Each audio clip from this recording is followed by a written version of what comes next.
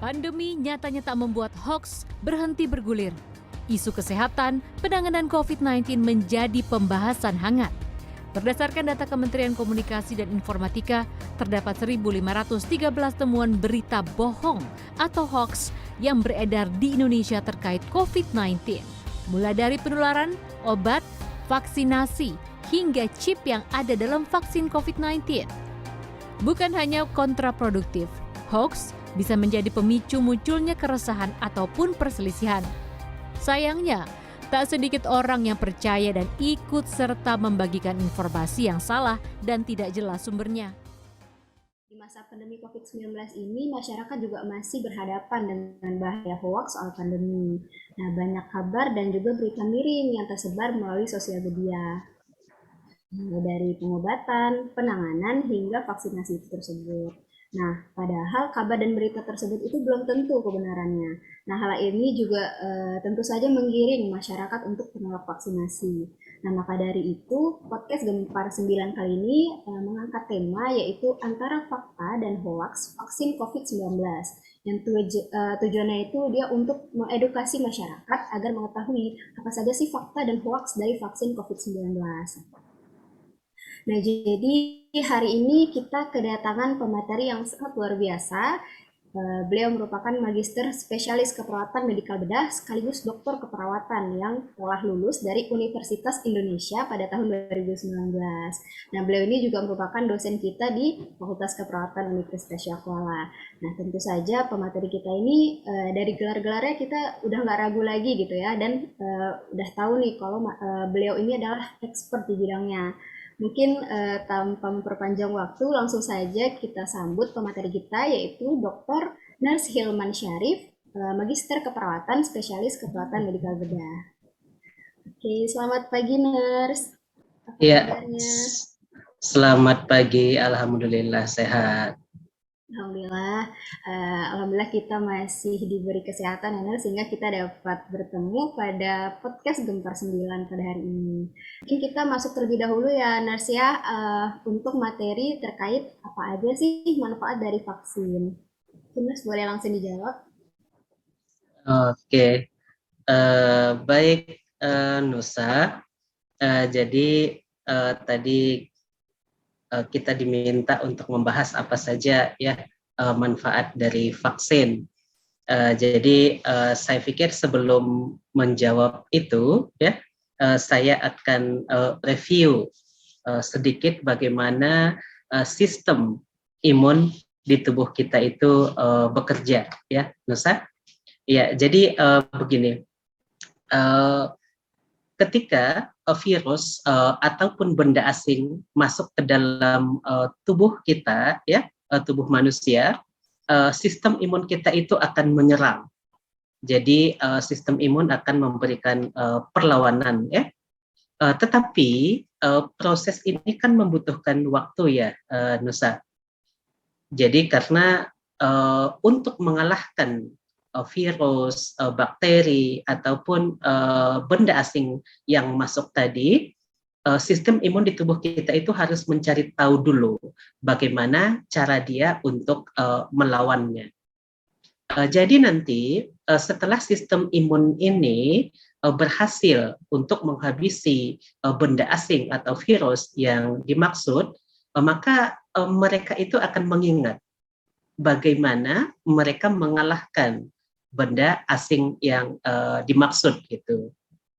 Jadi pada saat virus atau benda asing tersebut masuk lagi, jadi mereka itu sudah punya ingatan, ya sudah punya ingatan bagaimana cara untuk menyerang virus yang tadi gitu. Jadi vaksin cara kerjanya adalah seperti itu.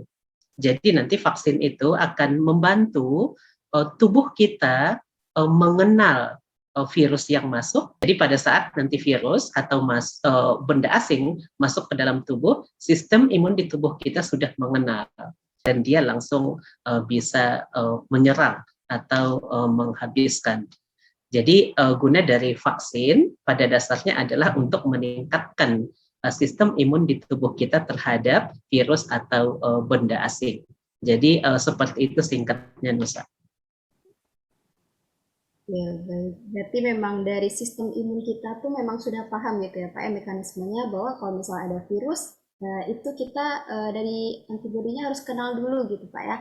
Baru nanti bisa diingat dan ketika antibodinya, mohon maaf, dari virusnya itu masuk ke tubuh, maka tubuh yang akan menyerangnya tersebut. Iya, jadi itu yang diharapkan dari vaksin ya. Oke, baik. Berarti sudah terjawab terkait manfaat dari vaksin. Kemudian selanjutnya, apa saja sih Pak jenis vaksin yang digunakan di Indonesia dan bagaimana tingkat keamanan dan efektivitas dari setiap vaksin tersebut? Oke. Ya, jadi Nusa, ada beberapa ya, ada beberapa vaksin yang sudah digunakan di Indonesia dan mereka juga sudah mendapatkan EUA dari Badan POM ya. Jadi coba kita lihat satu persatu. Yang paling populer di Indonesia dan yang pertama sekali digunakan waktu itu adalah Sinovac ya. Ya, jadi data menunjukkan bahwa uji klinis fase 3 ini sudah dilakukan di Bandung ya. Jadi Sinovac ini efektivitasnya itu sekitar 65,3%. Ya, jadi itu yang pertama. Kemudian ada lagi yang akhir-akhir ini juga populer, vaksin Moderna ya. Jadi vaksin Moderna ini memang cara kerjanya berbeda sedikit dari Sinovac. Jadi hasil uji klinis fase ketiga vaksin dari Moderna ini sekitar 94,1%. Itu pada populasi kelompok usia 18 sampai dengan 65 tahun. Itu yang kedua.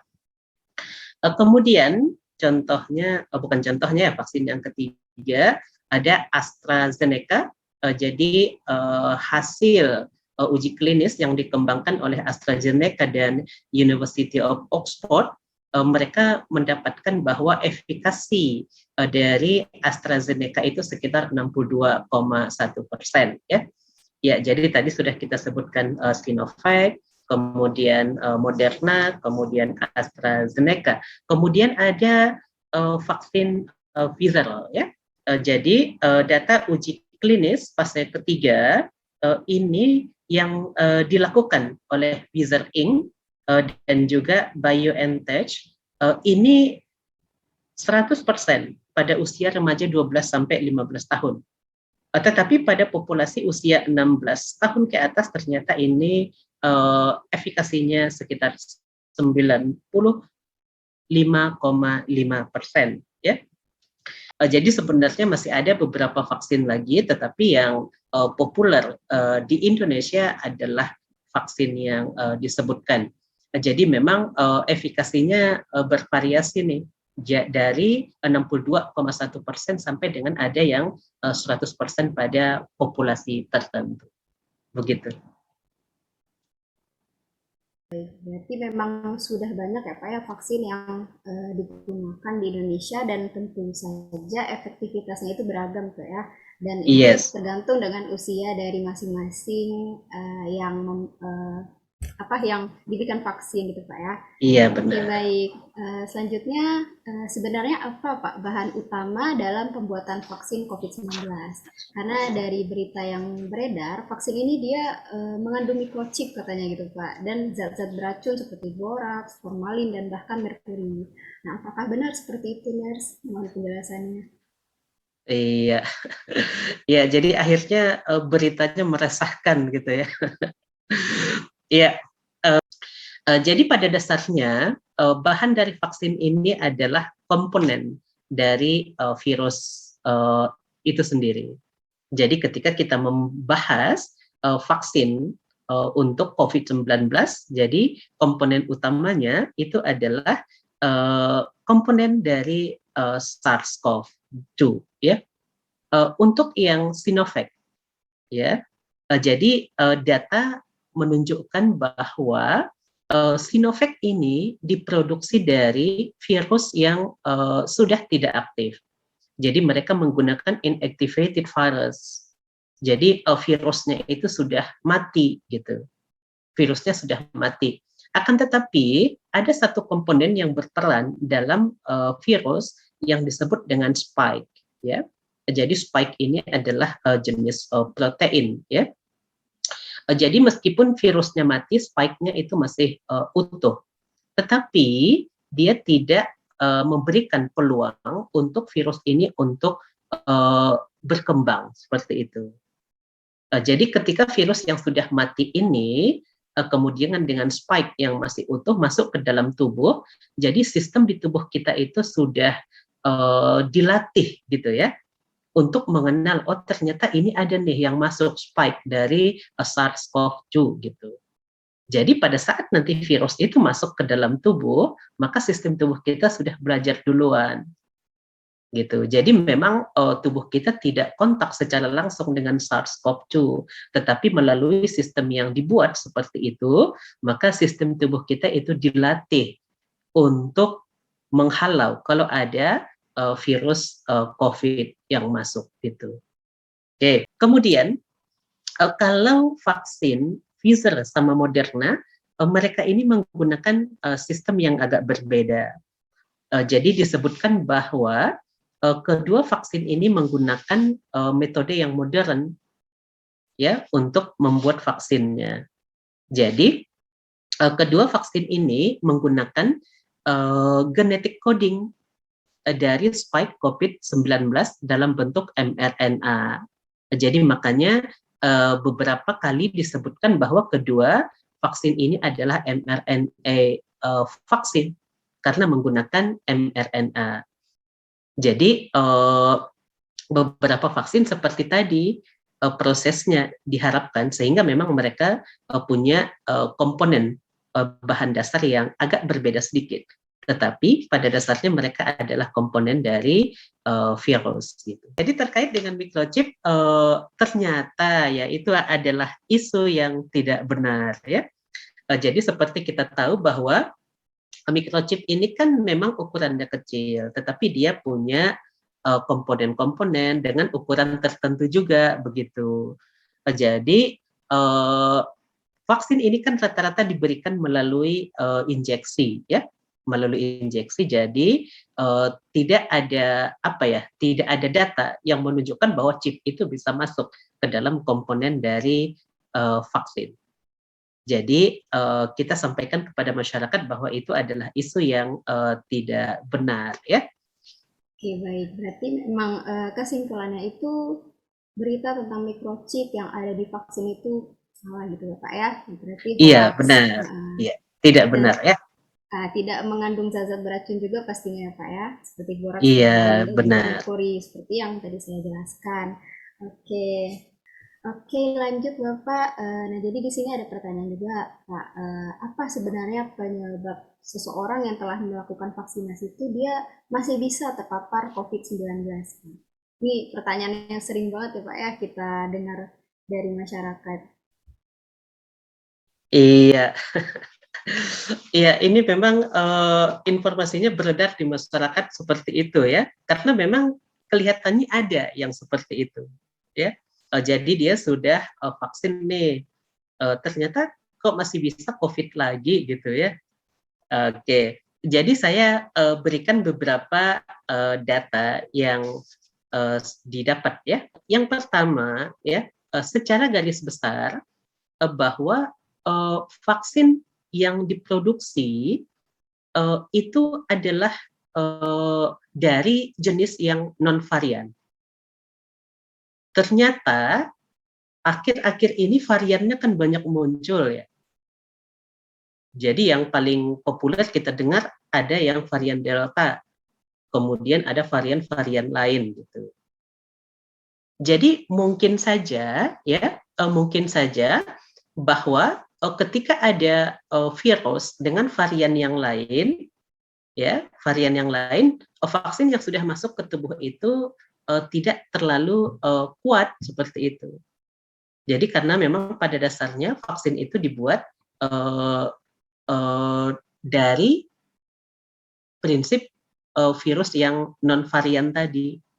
Jadi dengan adanya varian-varian lain mungkin saja ya belum bisa beradaptasi dengan baik. Kemudian yang berikutnya ada kemungkinan lain bahwa tadi kan sudah disebutkan juga ya bahwa efektivitas dari vaksin itu memang tidak 100% juga ya. Jadi mungkin saja itu adalah peluang ya, peluang yang diambil dari yang tidak efektifnya. Tetapi ada juga peluang lain begitu Nusa. Jadi kalau yang sudah vaksin, saya pikir sudah paham ya. Kan kita ini vaksin ternyata tidak dilakukan swab terlebih dahulu kan? Ya, tidak dilakukan swab terlebih dahulu. Tetapi memang screening di sana ada. Jadi kita itu ditanya ya, apakah ada gejala-gejala yang menyerupai COVID. Jadi misalnya apakah ada demam gitu ya, kemudian apakah ada batuk, kemudian apakah ada gejala-gejala lain yang dianggap indikasi dari COVID gitu. Iya, kita kan terkadang kita itu tidak bisa menceritakan atau memang tidak menyadari ya kondisi-kondisi gejala COVID seperti misalnya yang disebut dengan OTG. OTG itu kan tanpa gejala, tetapi virusnya sudah ada ya. Jadi bisa saja memang seseorang itu OTG ketika diperiksa, ditanya tidak ada gejala yang mengarah ke COVID, kemudian ketika diperiksa suhu tubuh, oh belum naik, kemudian tidak ada batuk, kemudian tidak ada yang lain ya. Jadi screening standarnya dilakukan, tetapi memang tidak kelihatan. Tetapi kan mungkin saja virus itu sudah masuk ke dalam. Jadi akhirnya setelah divaksin ternyata virusnya berkembang. Jadi memang ada beberapa kemungkinan ya. Tetapi tidak ada data yang menunjukkan bahwa setelah divaksin justru seseorang itu akhirnya menjadi positif COVID karena komponen dari vaksinnya. Jadi ada beberapa kemungkinan seperti saya sebutkan tadi, Nus.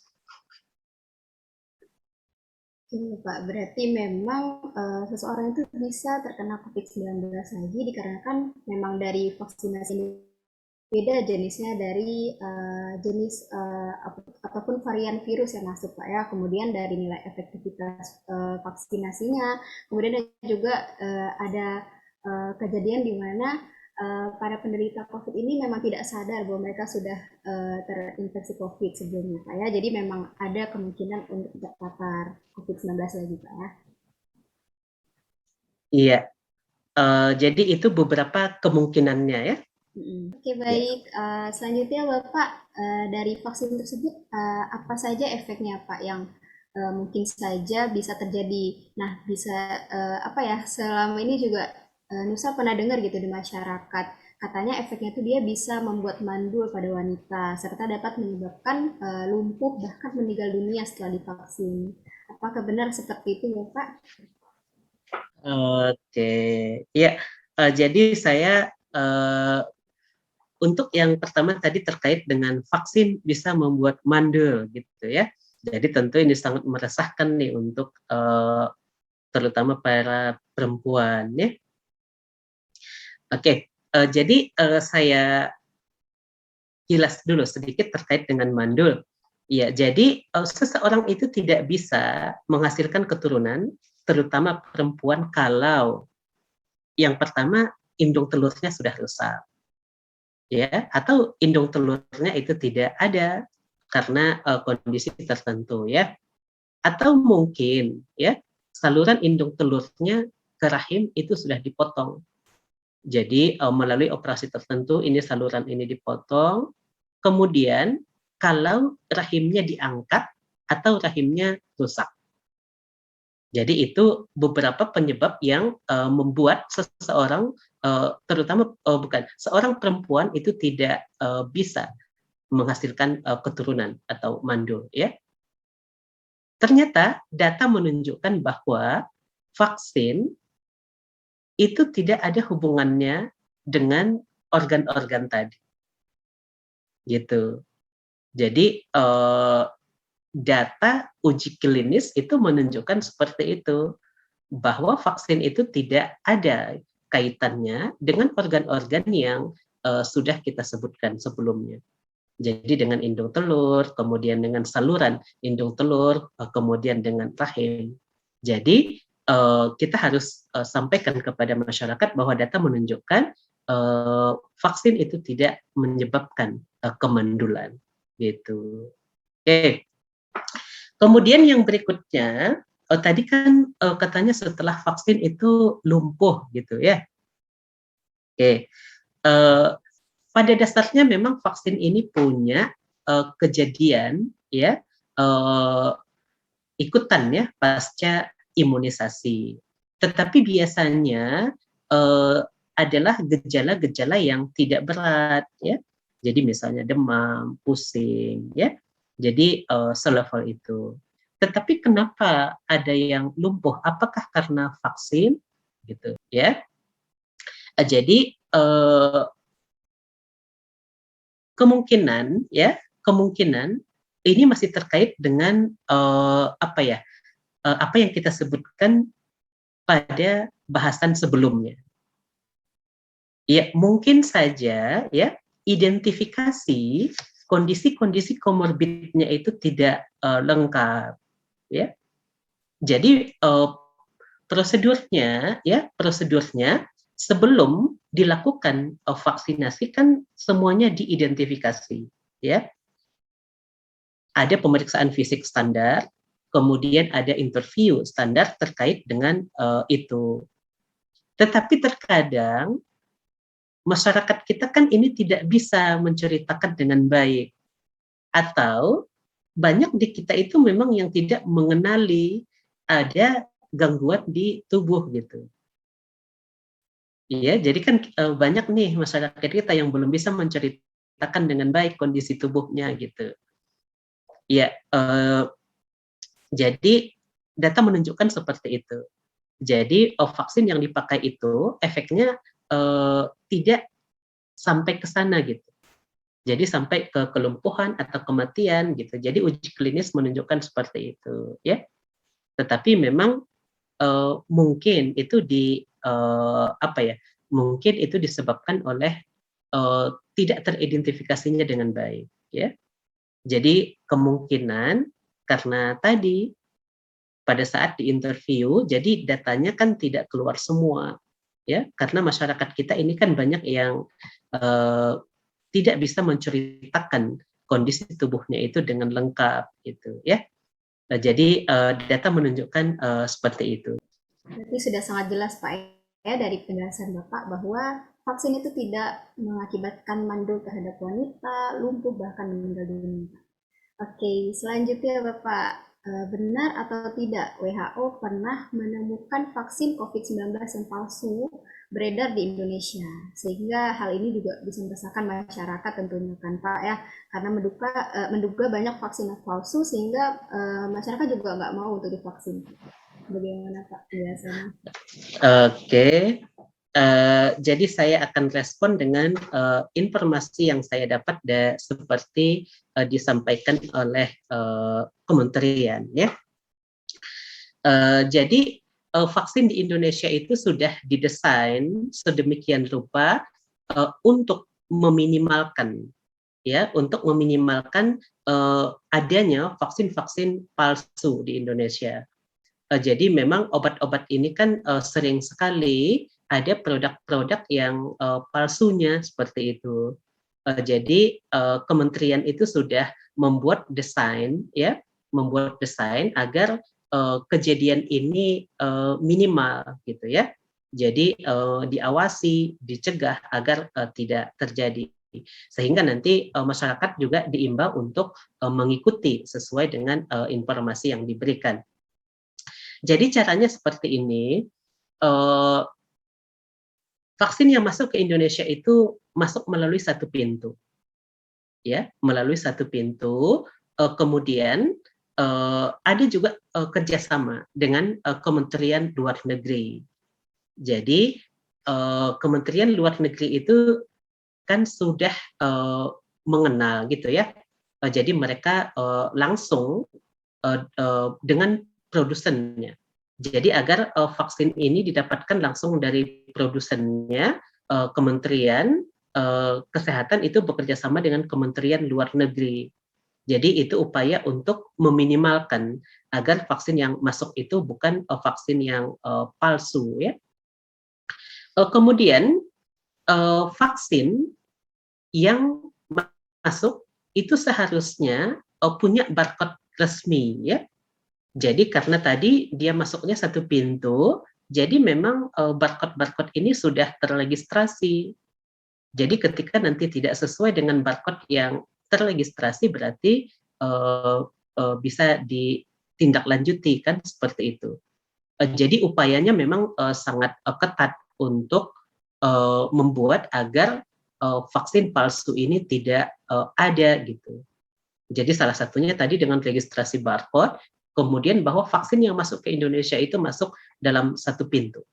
Kemudian kerjasama dengan Kementerian Luar Negeri agar bisa ketemu langsung atau kontak langsung dengan produsennya.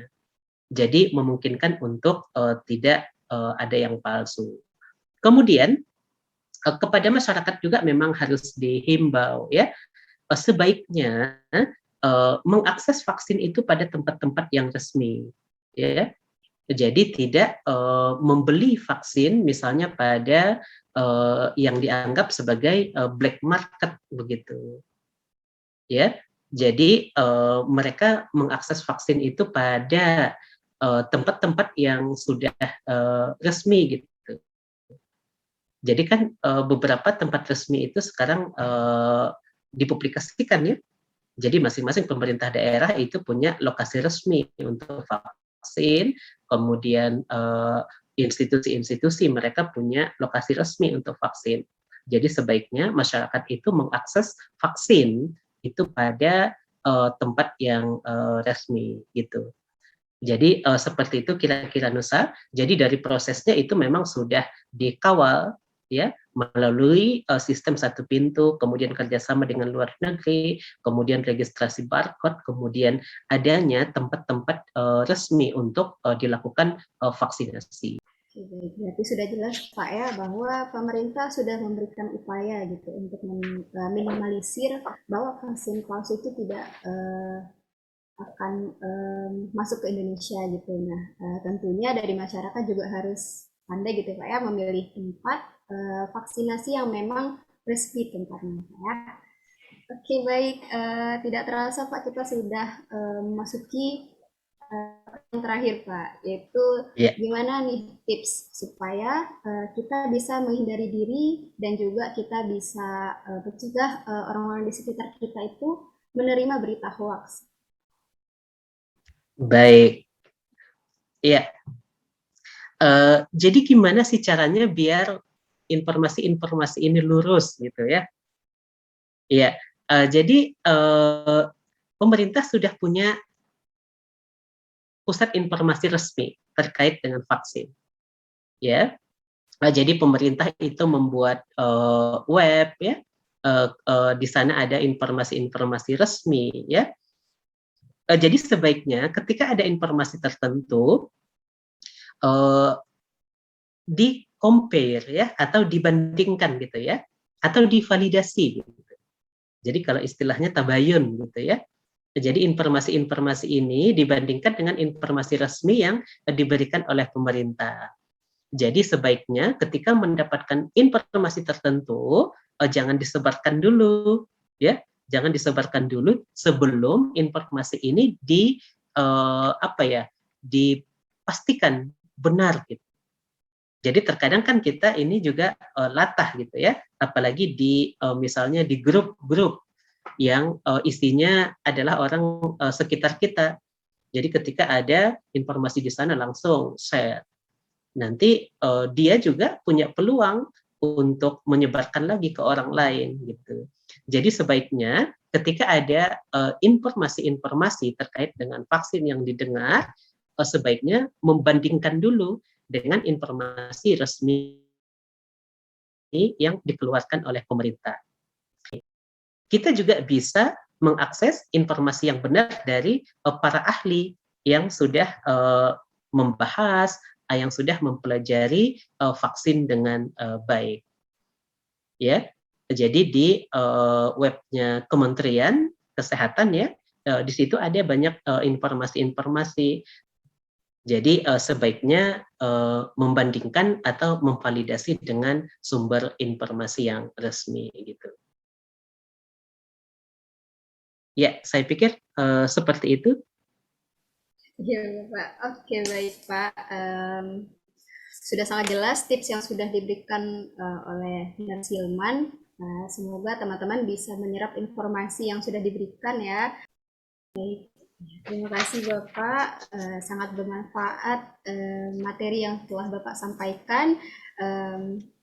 Dan alhamdulillah juga kita sudah selesai Bapak membahas terkait fakta dan juga hoaks COVID-19 pada podcast Gempar 9 hari ini. Nah, harapannya dengan dibuatnya podcast ini, teman-teman audiens dapat memfilter informasi sebaik mungkin, sehingga kita terhindar dari berita hoaks, terutama terkait COVID-19. Nah, mungkin cukup sekian podcast Gempar 9 kita pada hari ini, Bapak. Terima kasih atas luang waktunya yang mungkin Bapak sedang sibuk-sibuknya, tapi bisa meluangkan waktu untuk mengisi menjadi pemateri podcast Gempar 9 pada hari ini. Terima kasih Bapak. Ya, sama-sama. Semoga kita bertemu di lain waktu Pak ya. Amin, amin. Sukses. Assalamualaikum warahmatullahi wabarakatuh. Waalaikumsalam warahmatullahi wabarakatuh.